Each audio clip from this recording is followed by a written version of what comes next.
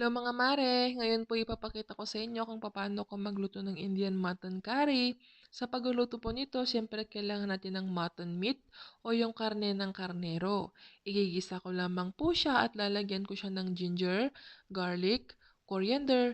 Hello mga mare, ngayon po ipapakita ko sa inyo kung paano ko magluto ng Indian mutton curry. Sa pagluluto po nito, siyempre kailangan natin ng mutton meat o yung karne ng karnero. Igigisa ko lamang po siya at lalagyan ko siya ng ginger, garlic, coriander, cinnamon stick, cloves, cardamom or elaichi, salt and pepper to taste, masala spices or curry Indian spices. Kung mapapansin po ninyo, hindi po ako naglagay ng oil or tubig sa ating karne. Iginisa ko lamang po siya ng diretso kasi po yung ating karne ay kusang magtutubig at magmamantika at upang hindi po masyadong maamoy ang ating karne. Pagkatapos po ilalagay na natin yung takip. At wag po kayong mabahala kung bakit hindi ko nilagyan ng tubig yung ating karne.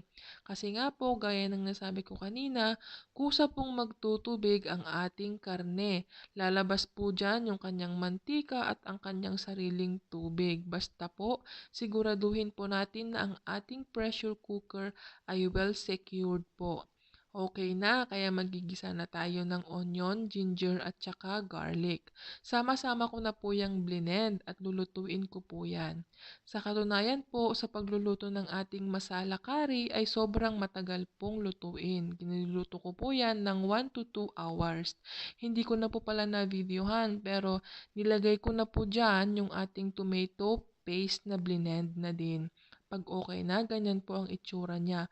Pagluto na po yan ng ating sauce, ibe-blend ko pa po yan para yung mga buo-buo niya ay hindi po maisasama sa ating karne. Ibe-blend ko po siya ng pinong-pino at pag na-blend ko na, i-strain ko po siya ng ganyan. Pag na-strain